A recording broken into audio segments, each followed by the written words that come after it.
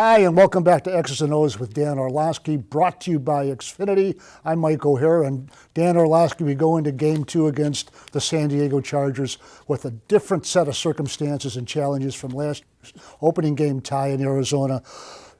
We saw some young legs for the Chargers. That would be Austin Ekeler, the third-year running back, and the old arm, Phillip Rivers, and then the experienced route running by Keenan Allen. But we're going to start by asking you, what are some of the broad challenges that Detroit Lions face defensively? Well, first of all, you're playing a Hall of Fame quarterback that knows everything you're going to show him, right? He's going to have the answers to the test before the ball is ever going to get snapped. So you got to be willing to do some things a little bit different to not make it so easy on him. They're very multiple in their weapons. And, Mike, they don't really care how they get guys their production, whether they're handing it to them, throwing it to them. They don't believe in balance in those regards. They just try to get their guys touches. So it's a very multiple offense they got to prepare for. Now, we mentioned a young guy right at the start. That's Austin Ekeler, the running back. Made the team 2 years ago as an undrafted free agent out of Western Colorado. We got to play here in the first quarter. Break it down, Danny O. Tell us what you see on this play. Well, the thing with Ekeler is he's not just a running back. He's a really good football player. They're going to put him down in the slot at the bottom of the screen here. And we talk about run game, right? And this is a version of the Chargers' run game. They're going to put him out in space. And you as a defensive guy go, okay, I'm going to drop guys and eight guys in coverage. But watch how smart he is to dip under the defensive tackle, that dropping defensive tackle who's dropping to take away the shallow route. And that is really part of their run game. Ekeler's such a smart player. You can put him down as a receiver. And again, he knows where to get in space. So the Lions have to be very aware of where this guy is. It's silly to say because they're missing Melvin Gordon, but a big part of this offense runs through him because he's a willing receiver, he's a capable receiver, but he's smart enough to know where bodies are and how to avoid them. And this is a perfect example of that.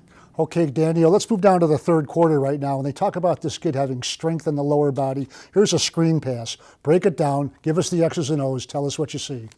Again, another version of their run game. They'd start Keenan Allen up at the top and they motion him. So that's something defensive forces communication, right? Then the jet sweep motion with a fake reverse right at the snap. Imagine as a defensive player having to see that stuff and communicate. You have to communicate the motion. Then the jet sweep, is he getting the handoff? Then the reverse, is it a reverse?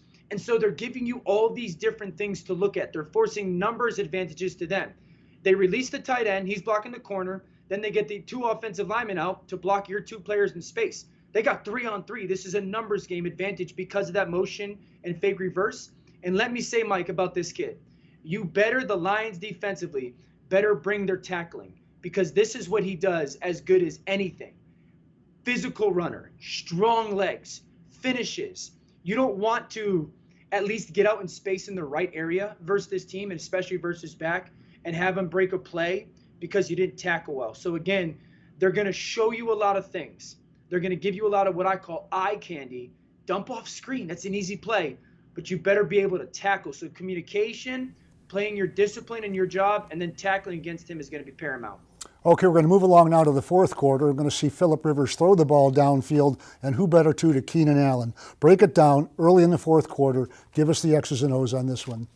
Well, when you play Phillip Rivers, the scary thing is, can you blitz him? And the thing that two-part is, one, it's very difficult to because he knows when you're coming and where you're coming from. But watch Keenan Allen in the slot here because they're going to blitz off him and the safety's going to drop down and has him in coverage. See the patience, the kind of hop step that he comes off the line of scrimmage with?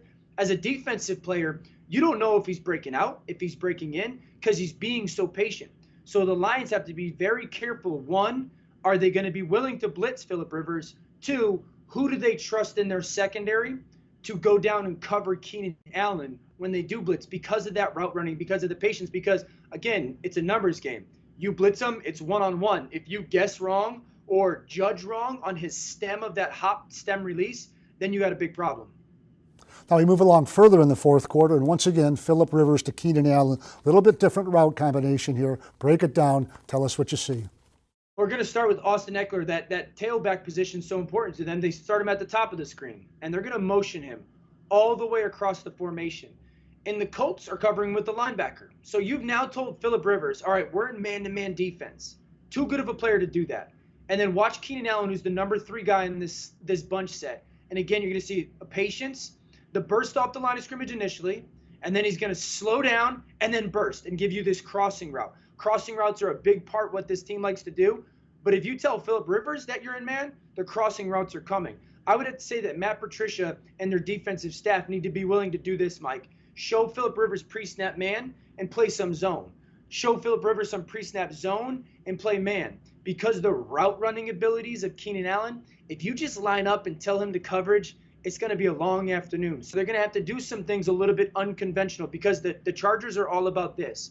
Information, information, information. If you give him information before the snap, they're too talented with the skill assets that they have to defend. Okay, we have to dial 411 for information, but Danny, just one thing about it. Who gets the last move in the chess match?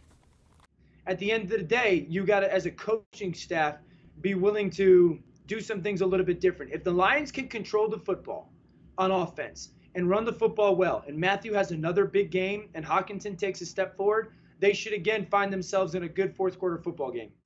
All right, Danny, that's a wrap for this week. We've got the Chargers coming off an overtime win. We've got the Lions coming off an overtime tie. Sunday at Ford Field.